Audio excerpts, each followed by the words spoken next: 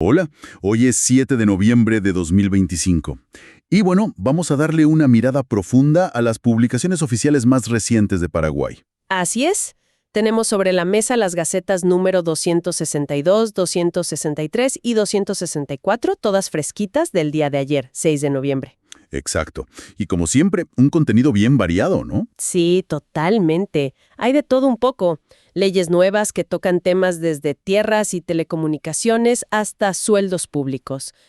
También algunos ajustes de presupuesto. Y esa sección de avisos que siempre da una ventanita a lo que pasa en el mundo corporativo, electoral también a veces. Tal cual, así que la idea hoy es, bueno, explorar juntos estos documentos. Y no solo leerlos, sino tratar de entender qué hay detrás, ¿no? ¿Qué significan estas decisiones? Exacto. Veremos, por ejemplo, una expropiación medio polémica que afecta a una reserva. Ah, sí. Y el contrato de Copaco, que parece súper detallado. Uf, sí. Y las reglas para descuentos a funcionarios, la creación de un instituto nuevo. Y hasta un día para la guitarra. Sí, de todo un poco, como decíamos. Bueno, entonces, a desmenuzar todo esto, arrancamos por las leyes nuevas, que suelen ser lo más impactante, digamos. Me parece perfecto. Generalmente marcan los cambios más directos.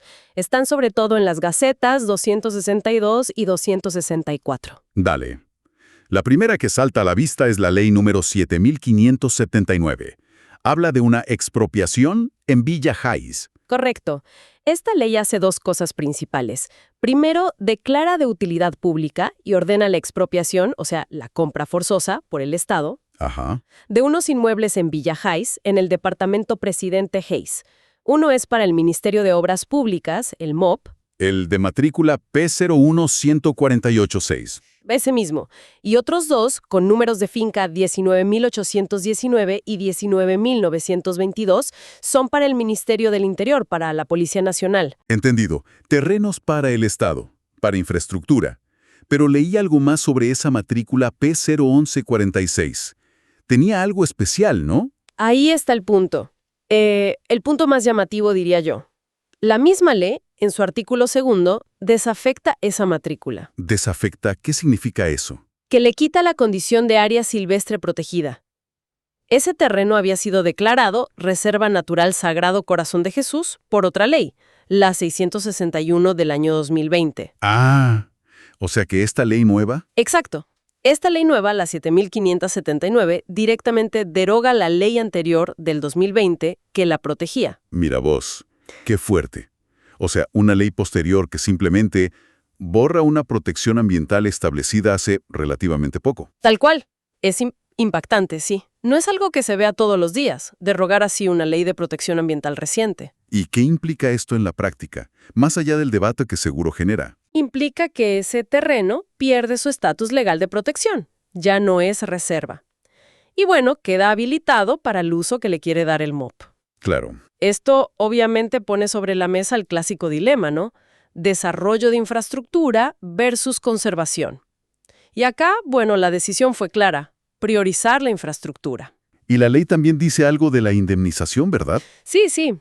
Ordena al Ministerio del Ambiente que comunique el cambio al registro público, formalidades, y al Ministerio de Economía que gestione el pago a los dueños legítimos del terreno. ¿Hay un plazo?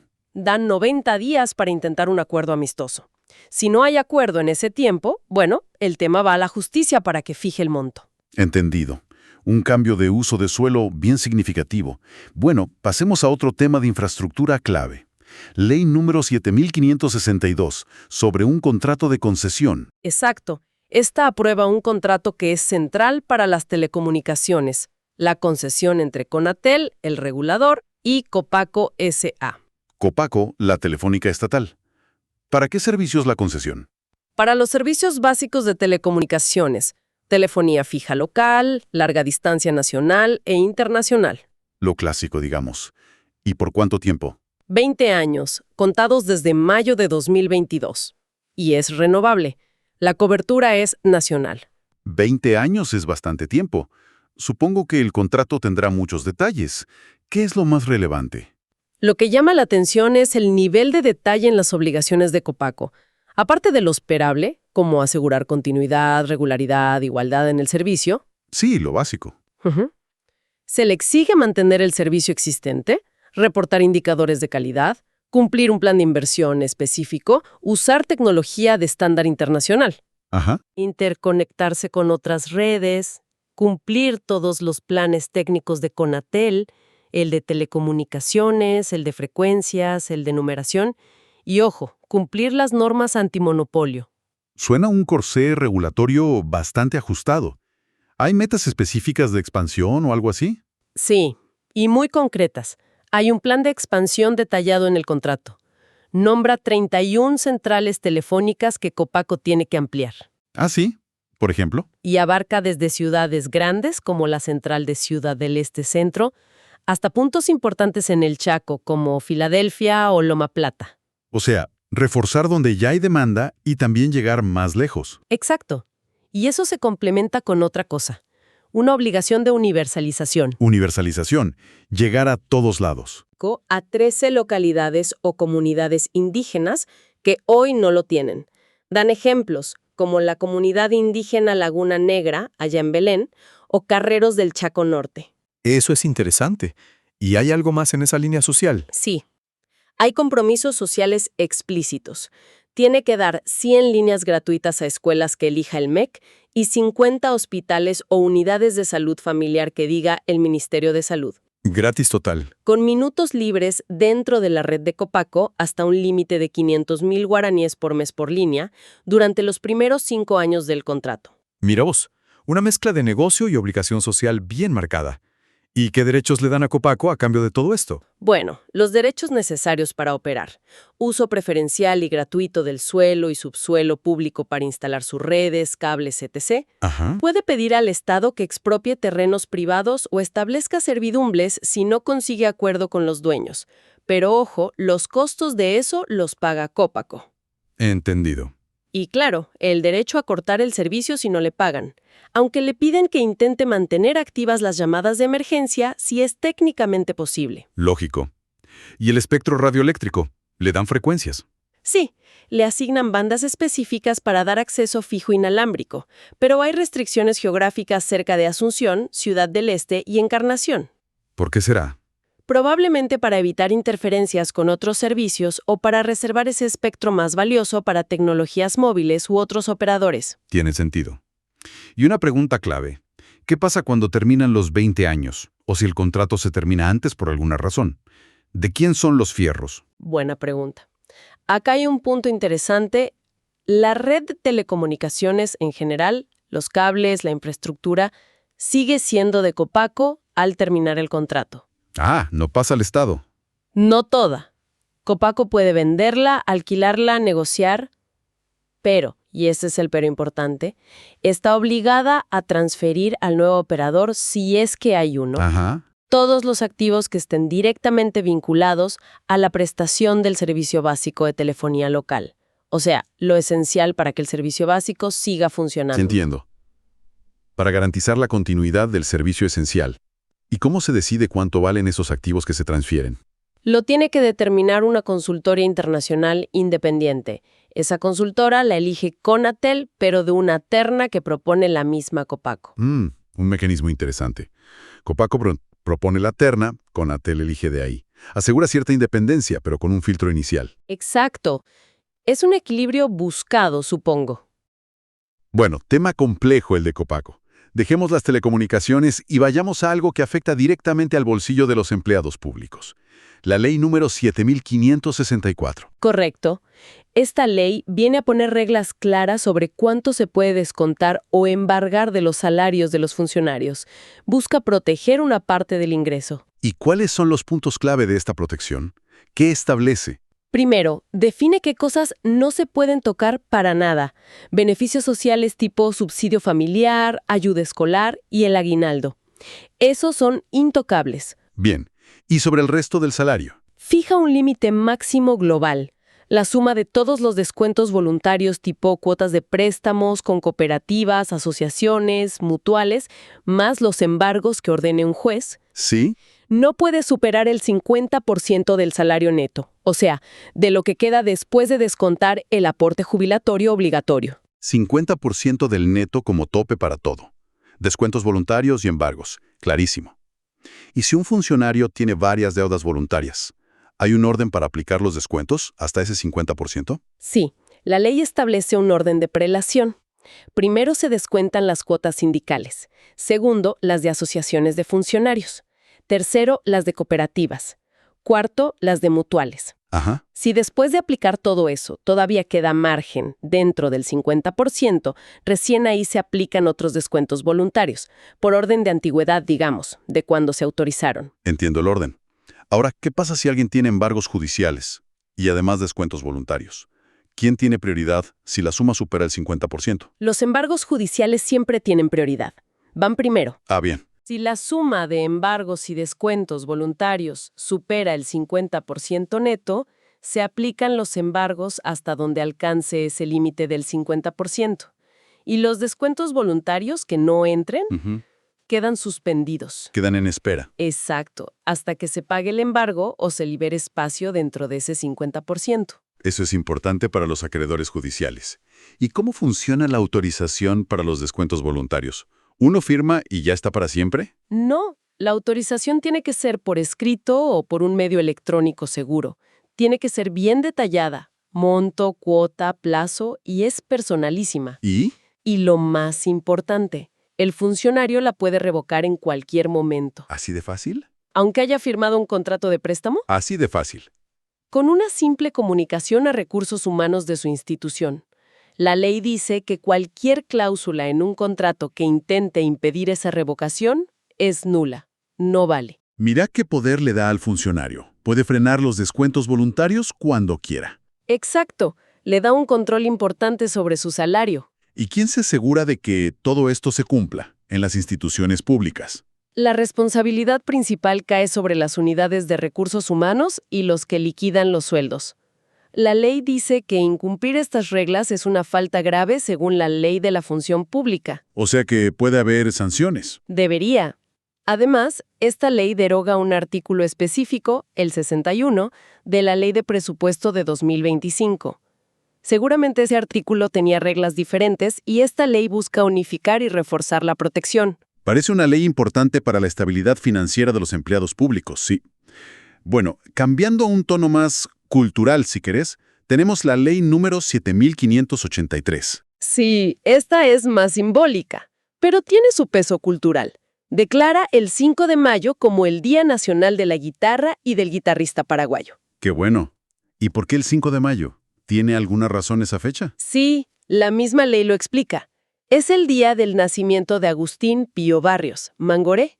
Ah, claro, el Gran Mangoré. Un lindo homenaje entonces. Exacto. Una forma de reconocer a una figura icónica y la importancia de la guitarra en la cultura paraguaya. Merecido.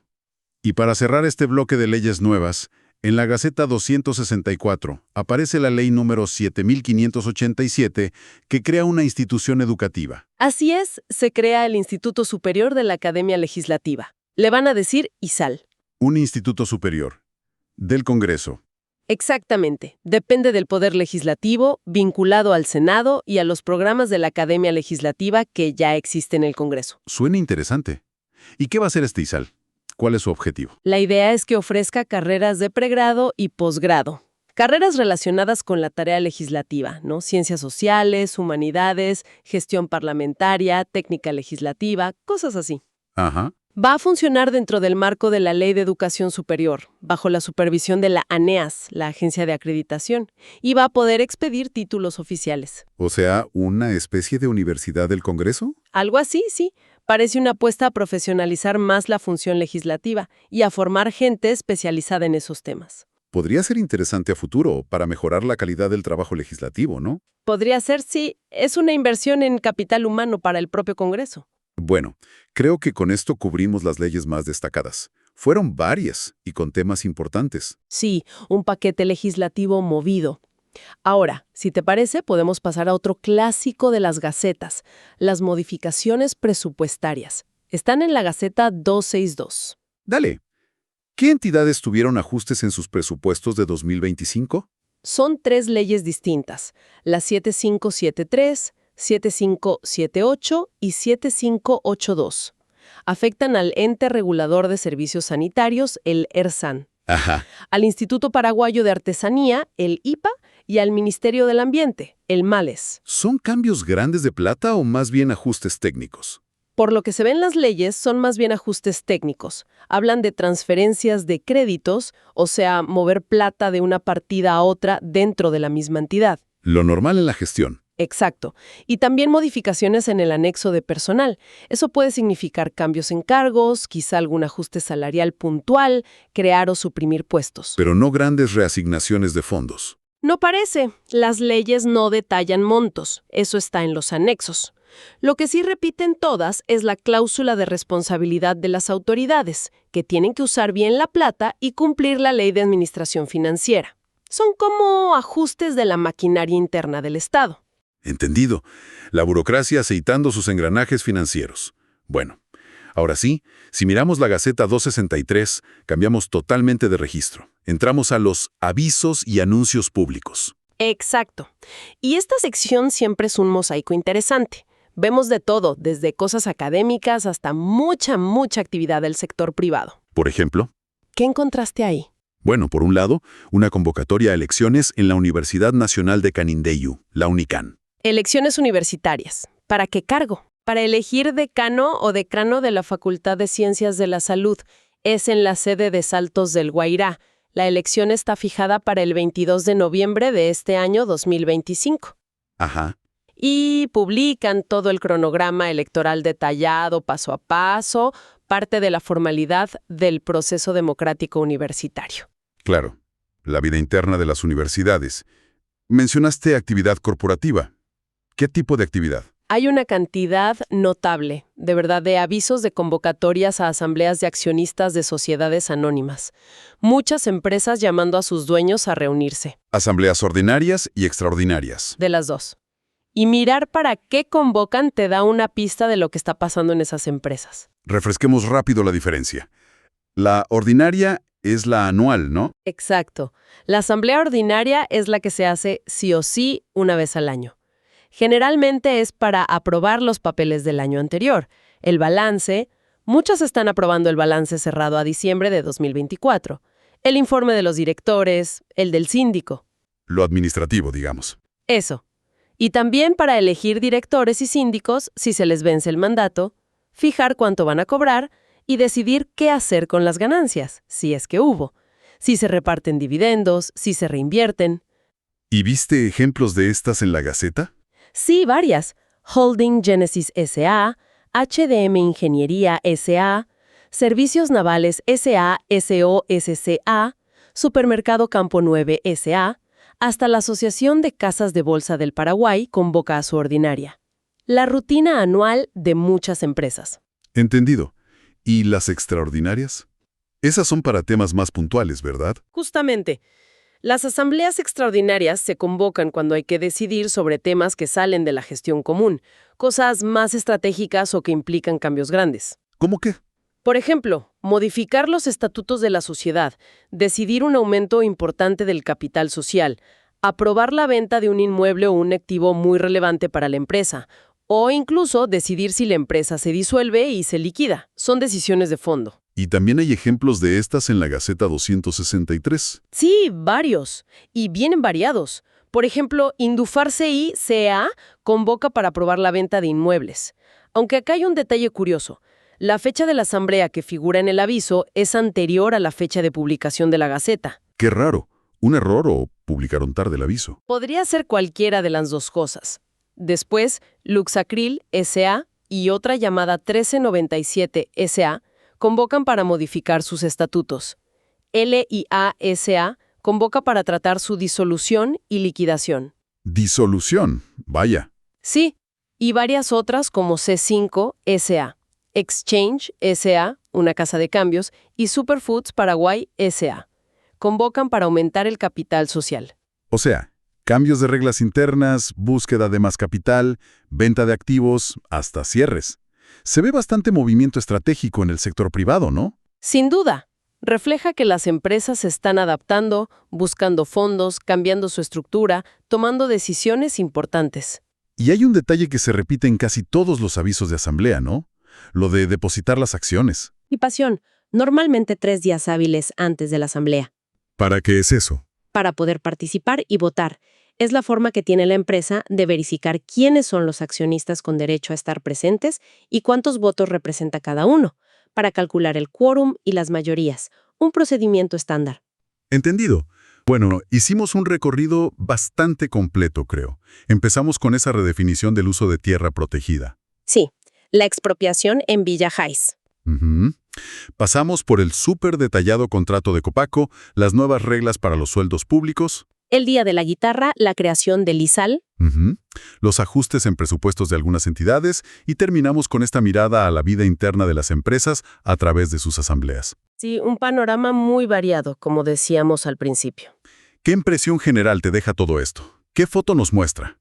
Yo creo que si juntamos todas las piezas, vemos un Estado que está bastante activo en varios frentes. Como por ejemplo, Bueno, regulando fuerte en sectores estratégicos como telecomunicaciones con muchas exigencias. Interviniendo en el uso del suelo, como vimos con la reserva, ajustando sus propias reglas internas, financieras y laborales, creando nuevas capacidades como el Instituto del Congreso. ajá. ¿Y del otro lado? Y en paralelo vemos un sector privado también muy activo. Empresas que se mueven, buscan capital, cambian sus reglas, venden activos, algunas incluso cierran.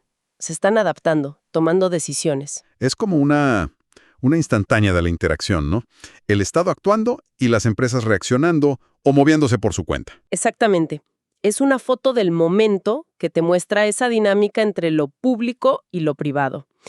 Y si conectamos esos puntos, a mí me surge una reflexión, una pregunta. A ver, ¿Cuál sería esa idea final para dejar picando? pensando en esto, por un lado, tenemos esta regulación tan detallada, estas obligaciones fuertes que impone el Estado, como en el contrato de Copaco. ¿Sí? Y por otro lado, vemos toda esta actividad de las empresas en las asambleas. Buscan capital, cambian estatutos, venden cosas importantes. Entonces la pregunta es, ¿qué nos dice todo esto sobre cómo están jugando el Estado y el sector privado en Paraguay ahora mismo? Interesante. ¿Es la presión regulatoria la que empuja a las empresas a moverse tanto? ¿O son estrategias privadas que responden más bien a la situación económica general independientemente de la regulación? ¿O es una mezcla? Claro, ¿cómo se están calibrando esas expectativas y acciones, las del Estado y las de las empresas, en los sectores clave? ¿Hay diálogo? ¿Hay choque? Exacto. ¿Cómo es esa dinámica hoy en la práctica? ¿Qué podemos esperar de esa relación en el futuro cercano viendo estas señales? Una dinámica compleja sin duda, y que estas gacetas nos ayudan a vislumbrar. Una excelente pregunta para seguir pensando y observando. Con esto cerramos nuestra exploración de hoy. Un gusto, como siempre. Gracias por acompañarnos.